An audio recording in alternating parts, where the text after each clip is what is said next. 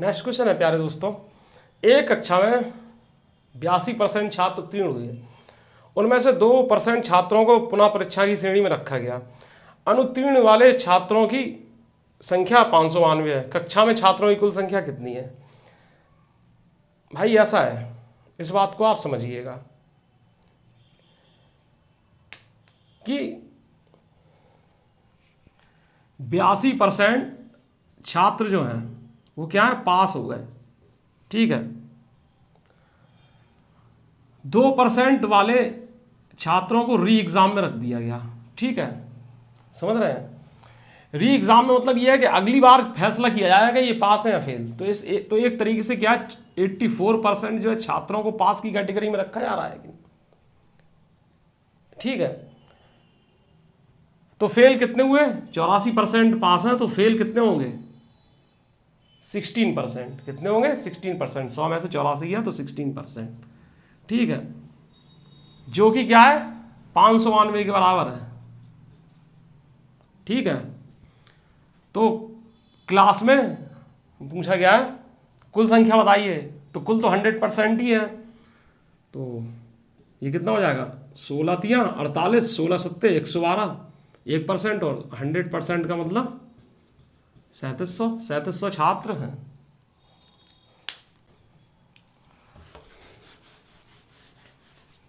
Next question है, किसी परीक्षा में उत्तीर्ण होने के लिए टोनी को न्यूनतम 40% अंक प्राप्त करना चाहिए।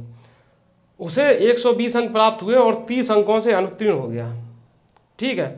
तो यहाँ डियर फ्रेंड्स क्या है, परसेंटेज जो है एक ही बार दी गई है, तो इसमें वो वाला पहले वाला जो सवाल हमने बताया था वो कंसेप्ट नहीं लगेगा। तो डियर फ्रेंड्स बोल रहे हैं टोनी को न्यूनतम 40% अंक प्राप्त करना चाहिए और उसे 120 अंक प्राप्त हुए, 30 अंकों से अनुत्तीर्ण हो गया, पूर्णांक ज्ञात कीजिए। तो डियर फ्रेंड्स क्या है कि मैक्सिमम मार्क्स पूछ रहे हैं, तो 40% चाहिए पास होने के लिए, ठीक है। तो इसमें क्या हुआ, पास की तुलना हम पास से करेंगे, ये तो चलेगा ही दोनों में, उस कंसेप्ट में भी चलेगा जो हमने पहले 23 में बताया था और इसमें भी चलेगा। तो उसे क्या है 120 मिले, लेकिन 120 मिले तो इसमें कमी ये रह गई कि अगर उसे 30 अंक और मिल जाते, 30 अंकों से उत्तीर्ण हो गया यानी 30 अंक और मिल जाते तो वो पास हो जाता, ठीक है। तो यानी तब ये 40% कहलाते कि नहीं कहलाते। तो 40% बराबर कितना हो जाएगा? 150, ठीक है। तो डियर फ्रेंड्स मैक्सिमम मार्क्स होते हैं 100%, तो 20% कितना हो जाएगा इसका? 20% जो है वो 75 हो जाएगा। अब इसको 100% बना दीजिए, तो 100% कितना हो जाएगा? 75 × 5। भाई इसमें 5 से गुणा करेंगे और इसमें भी 5 से गुणा करेंगे, तो 5 हम 25, 5 7 35 जो 37, 375 अंक जो है वो मैक्सिमम मार्क्स हैं, ठीक है।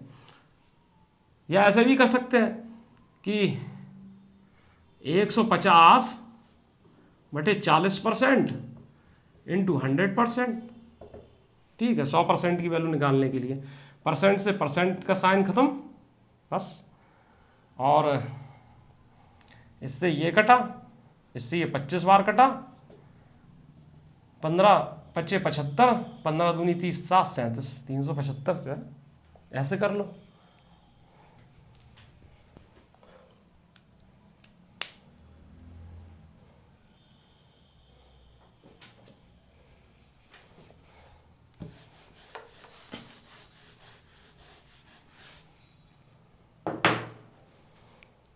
नेक्स्ट क्वेश्चन है, रवि और राजेश ने एमटेक प्रोग्राम में प्रवेश लेने के लिए एक प्रवेश परीक्षा में भाग लिया। रवि को राजेश से 8 अंक अधिक मिले और उनके प्राप्तांकों के योग के 52% के बराबर थे। रवि और राजेश को क्रमशः कितने अंक मिले? तो इस तरीके के लिए डियर फ्रेंड्स जो है ऑप्शन का हम सहारा लेंगे। इसका सबसे सटीक और रामबाण जो है उपाय यही है। तो पहला ऑप्शन है 104,96, दूसरा ऑप्शन है 100,92, तीसरा ऑप्शन है 90,98 और डी ऑप्शन है 108,100। ठीक है।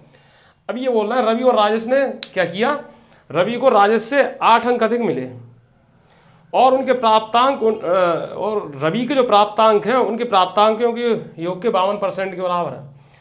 तो देखिए दोनों तरफ के दोनों अंकों में जो है रवि और राजेश के अंकों में 8-8 का अंतर दिख रहा है सब में, तो एक कंडीशन तो सेटिस्फाई हो ही गई।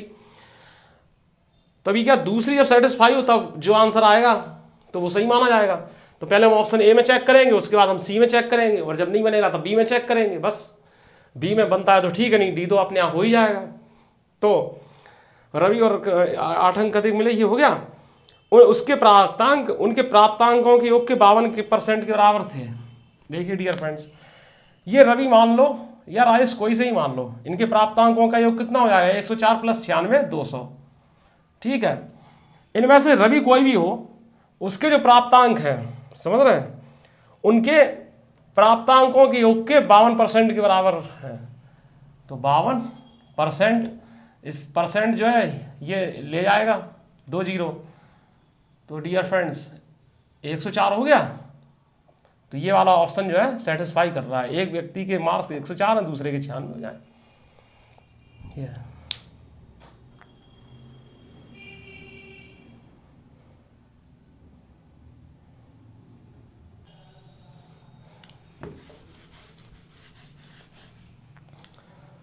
नेक्स्ट क्वेश्चन है दोस्तों, एक परीक्षा में 45% छात्र उत्तीर्ण हुए हैं और 79,750 उत्तीर्ण नहीं हुए, तो परीक्षा में भाग लेने वालों छात्रों की संख्या कितनी है। भाई 45% उत्तीर्ण हुए और 79,750 उत्तीर्ण नहीं हुए, अनुत्तीर्ण हुए। तो यानी कि 45% जब छात्र उत्तीर्ण हुए हैं तो फेल कितने हुए, अनुत्तीर्ण हुए 55%। 100 - 45% यानी 55% अनुत्तीर्ण हुए। 55% जो है छात्र अनुत्तीर्ण हुए, जो कि क्या है 79,750 के बराबर है। तो ये बोल रहा है परीक्षा में टोटल छात्रों का नंबर बताइए। 100% मतलब जिन्होंने पेपर दिए हैं सभी जो शामिल हुए थे। तो बस अब कैलकुलेशन का इसमें खेल है। तो 11 × 5 = 55, 11 × 7 = 77, 11 × 2 = 22, 11 × 5 = 55। और ये अब इसको क्या है 100% बनाने के लिए 20 से मल्टीप्लाई, इसमें भी क्या है 20 से मल्टीप्लाई, तो डबल जीरो तो ये हो जाएगा। 2 × 5 = 10, 2 × 2 = 4 और 1 = 5, 2 × 7 = 14। ठीक है। 1,45,000 जो है छात्र परीक्षा में शामिल हुए थे।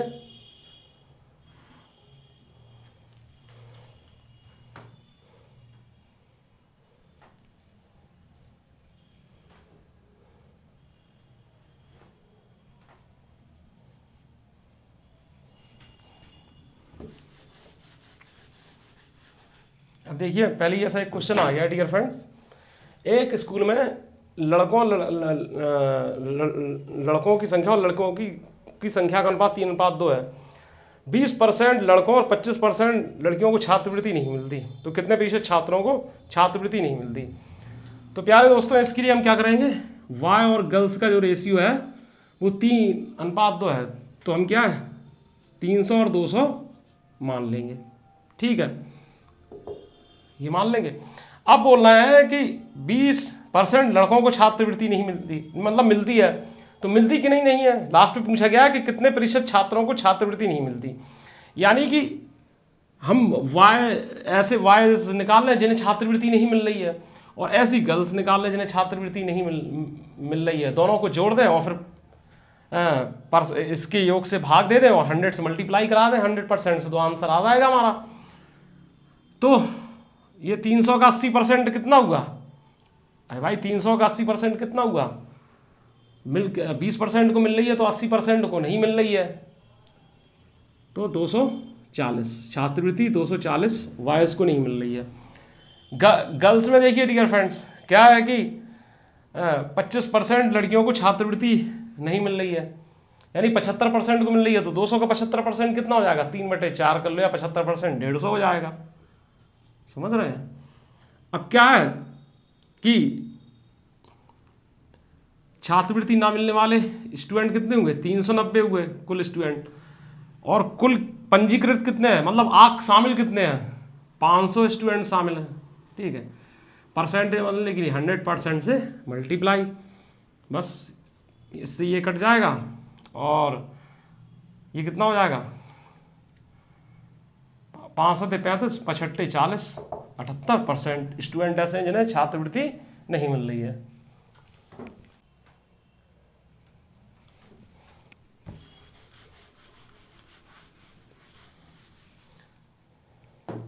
नेक्स्ट क्वेश्चन है, एक परीक्षा में 80% छात्र भौतिक ज्ञान में, 70% छात्र रसायन विज्ञान में उत्तीर्ण हो गए, 15% छात्र दोनों विषयों में अनुत्तीर्ण हो गए। यदि 325 छात्र दोनों विषयों में उत्तीर्ण हुए तो परीक्षा में भाग लेने वाले छात्रों की कुल संख्या बताइए। तो देखिए ये डियर फ्रेंड्स क्या वेन डायग्राम से लगेगा, वेन डायग्राम से लगेगा ये क्वेश्चन। तो जरा थोड़ा समझ लीजिए इसको कि क्या है, वैसे और भी तरीके हैं जिनसे ये लग जाएगा, लेकिन वेन डायग्राम ज़्यादा सही रहेगा इसके लिए।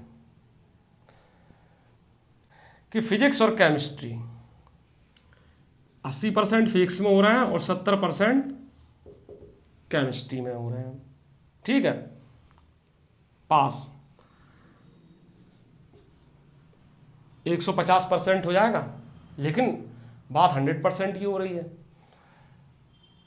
इसमें से क्या करेंगे, बोला है 15% छात्र दोनों विषयों में अनुत्तीर्ण हुए, 15% छात्र दोनों में ही अनुत्तीर्ण हुए, यानी कि 85% छात्र जो है दोनों में पास हुए। तो यानी कि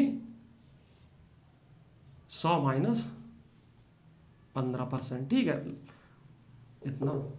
ठीक है, अब बोल रहा है यदि 325 छात्र दोनों विषयों में उत्तीर्ण हुए हो, तो ये क्या दोनों विषयों में उत्तीर्ण हुए छात्रों की संख्या है, बारे में कहा जा रहा है। ठीक है, तो दोनों विषयों में उत्तीर्ण जो परसेंटेज के हिसाब से ये इस तरीके से निकलेगा, और कुल जो आपको ये दिया है। तो डियर फ्रेंड देखिए 8 7 कितना हो जाएगा, 15 150 माइनस 85। ठीक है, तो ये कितने के कुल हो जाएगा, ये आपका हो जाएगा, ये आपका हो जाएगा 65% इक्वल टू इतना। ठीक है, इससे ये क्या है 5 बार कटेगा, तो 100% कितना हो जाएगा 500, यानी टोटल जो है 500 स्टूडेंट होना चाहिए। इस तरीके का हो जाएगा। नेक्स्ट क्वेश्चन है, एक विद्यार्थी को परीक्षा में उत्तीर्ण होने के लिए 40% अंक प्राप्त करना आवश्यक है, उसे 70 अंक मिले और 20 अंकों से अनुत्तीर्ण हो गया। ठीक है, तो पास होने के लिए क्या है 40% अंक प्राप्त करना आवश्यक है, और उसे क्या है 70 नंबर प्राप्त हुए, अगर उसे 20 और मिल जाते तो वो पास हो जाता, 40% के बराबर हो जाता। तो पूर्णांक बोल रहे हैं कितना है, तो 40% बराबर कितना हो जाएगा 90।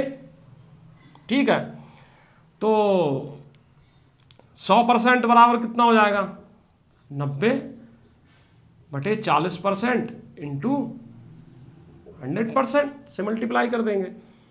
तो इससे ये कटा और इससे ये कटा, इससे ये 25, तो 25 9 225। ठीक है, या यहीं से ही आप कर सकते थे कि 40 का आधा कितना होता है 20%, 20% और यहाँ 90 का आधा 45। 100% के लिए 5 से गुणा कर दिए तो 100%, यहाँ 5 से गुणा कर दिए तो 225। ठीक है, ये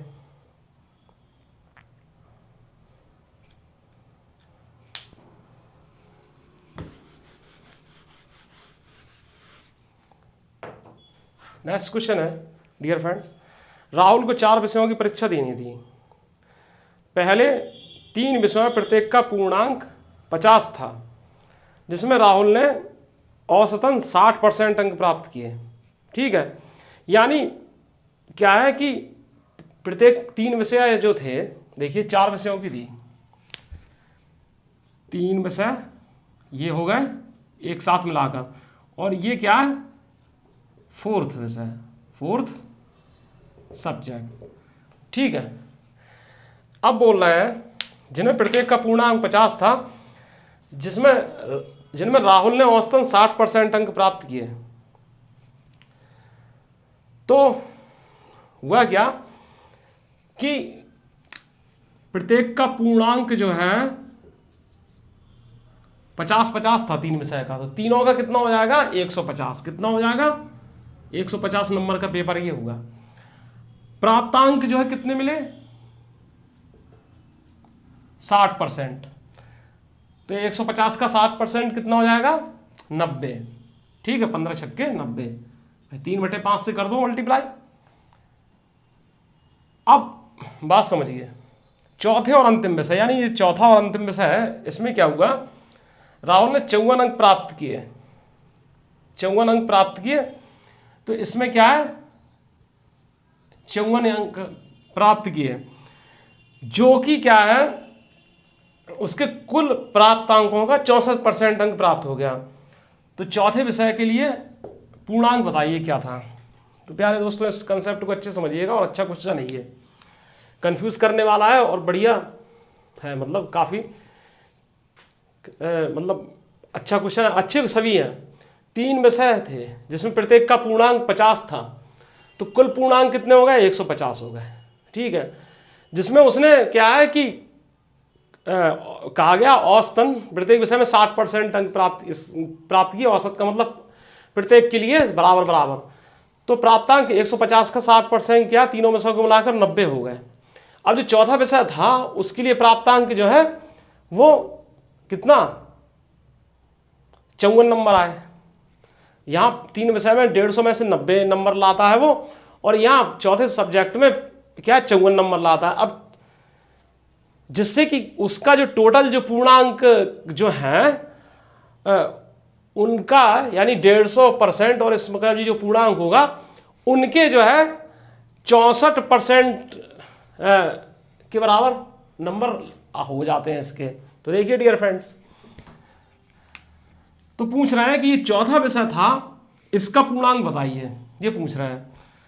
तो तरीके कई हैं डियर फ्रेंड्स इसको लगाने के, लेकिन तरीका वही सीखिए जो आपको बिल्कुल सुटेबल करे।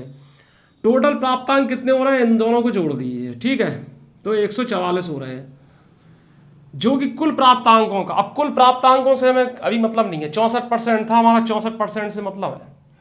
ठीक है, 64% है। ठीक है, 64% है इस तरीके का। अब क्या है ये देखिए, एन और एन को मिलाकर कोई पूर्णांक बनेगा, जो ही बनेगा वो अपने आप में 100% होगा। तो 64% ये है, तो 100% हमें मालूम होना चाहिए, करना चाहिए कितना होगा। तो पहले हम क्या करेंगे, 16 चौको 64 और 16 नम्मा 144। ठीक है, तो इसको 100% के लिए क्या है, इसको 100 बनाने के लिए 25 से गुणा करेंगे, तो 25 से हम यहाँ गुणा करेंगे। ठीक है, तो हमें कितना है 225 जो है प्राप्त हुआ। यानी कि इन दोनों को मिलाकर यानी इधर 150 प्लस और जो क्वेश्चन मार्क था पूर्णांक उसके 225 हो गए। ठीक है, पूर्णांक पूछा है ना 225, तो इसके लिए ये कितना हो जाएगा, अरे 225 में से 50 जाएगा तो कितना हो जाएगा 75, 150 जाएगा तो कितना हो जाएगा 75। तो चौथे विषय के लिए जो पूर्णांक था वो कितना आया 75 आया आपका। आई होप कि इससे जो है शॉर्टेस्ट मेथड और कहीं आपको मिलेगा नहीं।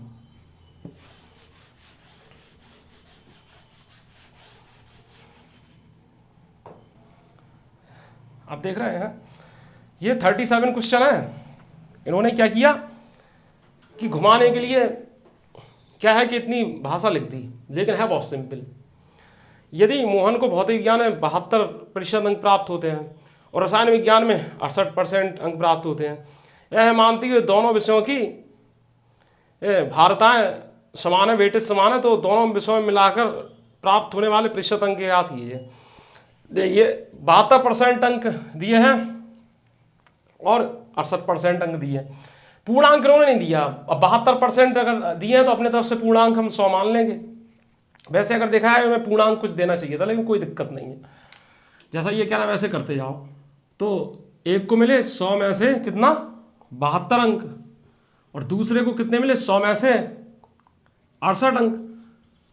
ठीक है, तो यानी 200 में से कितने हो गए ये 8 2 10 और 6 7 13 और 1 14 परसेंट बनाने के लिए 100% से मल्टीप्लाई। ठीक है, कितना हो जाएगा 70%। 70% जो है दोनों विषयों में मिलाकर मोहन को प्राप्त हुए नंबर।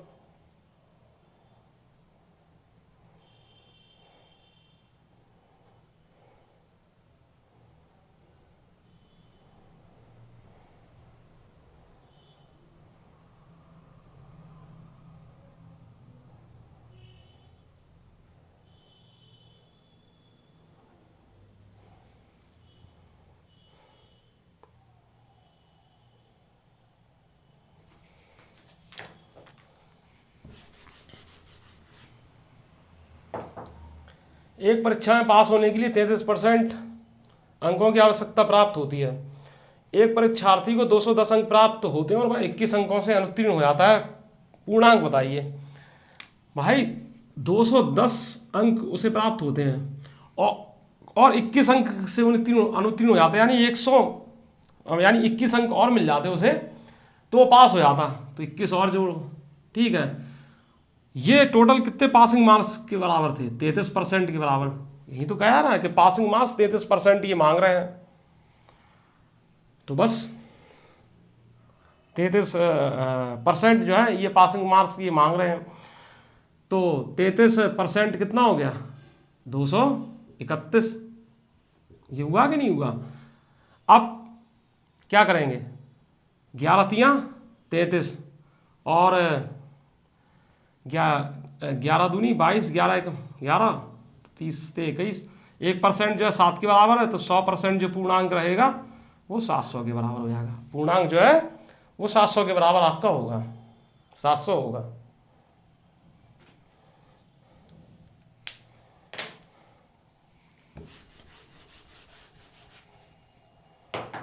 नेक्स्ट क्वेश्चन है, राखी ने मोहन से 12 अधिक अंक प्राप्त किए। यदि राखी ने पूर्णांक 200 में से 54% अधिक प्राप्त किए, यानी 200 में से 54% अंक प्राप्त किए, तो मोहन ने कितने अंक प्राप्त किए। तो देखिए राखी ने मोहन से 12 अंक अधिक प्राप्त किए, तो यानी मोहन को राखी से 12 अंक कम मिलना चाहिए। ठीक है भाई, मोहन का प्राप्तांक जो है राखी से 12 अंक कम होना चाहिए। अब राखी को 200 में 54% अंक प्राप्त हुए, तो 200 का 54% कितना 200 उगड़े 54/100, तो 54 दूनी 108। तो राखी को कितने अंक मिले 108, इतना अंक मिले। राखी ने मोहन से 12% अधिक अंक प्राप्त किए थे, यानी मोहन के नंबरों में जब 12 नंबर जोड़े हैं तब 108 बनते हैं। तो मोहन को कितने मिलेंगे, इसमें से क्या है 12 घटा देंगे तो 96 नंबर जो है मोहन को मिले।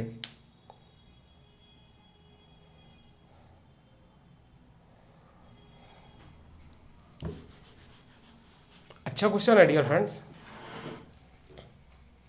एक छात्र ने किसी परीक्षा में 65% अंक प्राप्त किया, परंतु आहर्ता अंक से 20 अंक कम थे।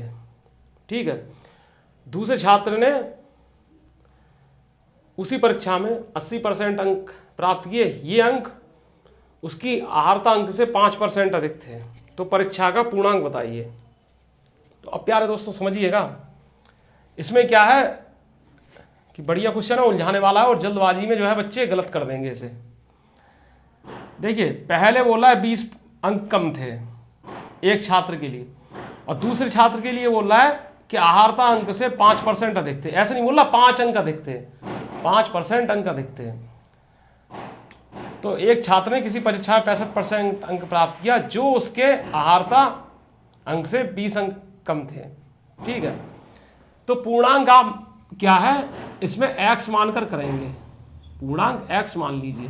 तो ज़्यादा सुटेबल रहेगा। ठीक है इस बात। तो एक छात्र ने किसी परीक्षा में 65% अंक प्राप्त किए, ठीक है, 65% अंक प्राप्त किए, जो कि उसके अहारता अंक से 20 अंक कम थे, यानी जितने पास होना चाहिए था उससे ये 20 अंक कम थे। कोई टफ एग्जाम होगा या 65% पर भी पास नहीं मान रहे हैं, तो यानी इससे पास होने के लिए इसमें 20 नंबर और लाने थे। ठीक है, पास का कंपैरिजन हम पास से ही करेंगे। दूसरे छात्र ने उसी परीक्षा में 80% अंक प्राप्त किए, यानी x का 80%, ठीक है, और ये अंक उसकी आहारता अंक से 5% अधिक थे, यानी 80% अंक लाया, जो कि इसके पासिंग मार्क्स से क्या थे, 5% अधिक थे, 5% अधिक थे। यानी इसमें से जो है क्या है कि x का 5% घटा दीजिए, ठीक है, पासिंग मार्क्स से 5% जो है अधिक थे, तो दोनों पासिंग मार्क्स को बराबर करने के लिए क्या है, इसमें ये 5% मार्क्स ज़्यादा लाया, तो इसमें 5% मार्क्स कम करना पड़ेंगे केवल पासिंग मार्क्स ज्ञात करने के लिए।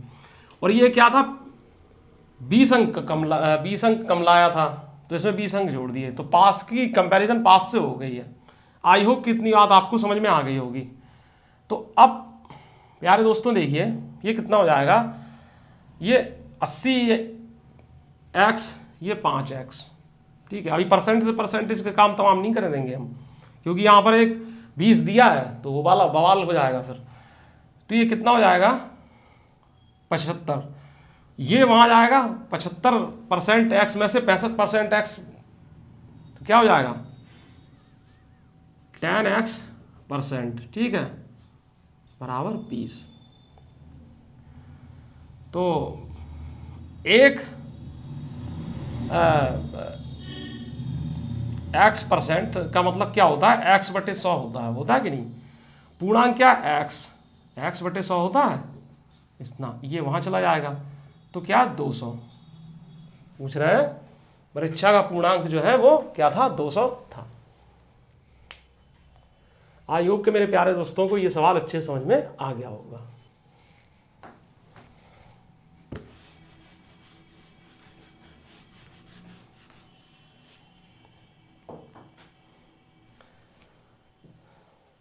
एक परीक्षा उत्तीर्ण करने के लिए पूर्णांकों का 50% लाना आवश्यक है।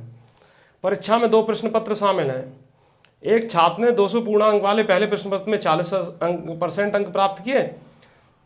परीक्षा में उत्तीर्ण होने के लिए 150 पूर्णांक वाले दूसरे प्रश्न पत्र में उसे कितने न्यूनतम प्रतिशत अंक प्राप्त करने होंगे।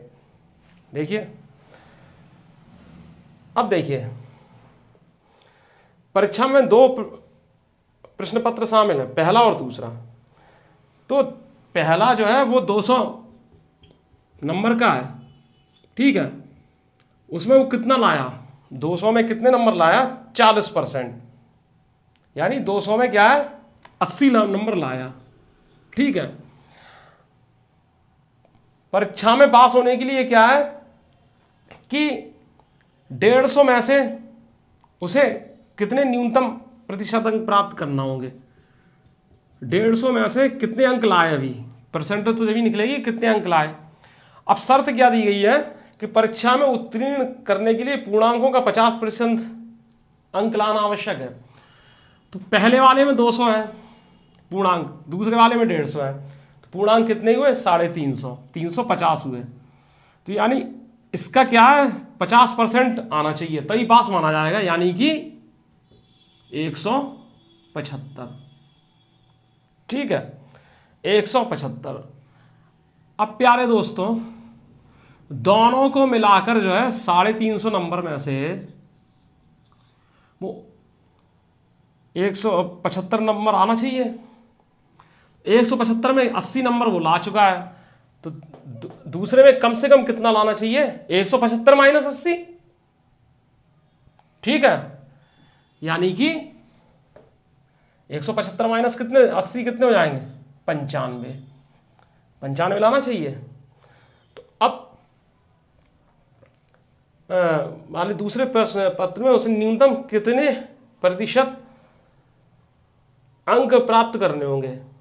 ठीक है, तो पूरी परीक्षा की बात कर रहे हैं ये, इन्होंने ये सेकंड पेपर की बात नहीं की है, पूरे पेपर की बात कर रहे हैं।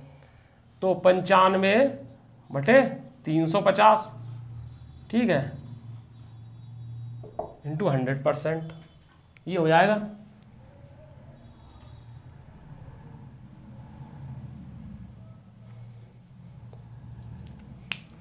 नहीं, दूसरे प्रश्न पत्र की बात कर रहे हैं ये।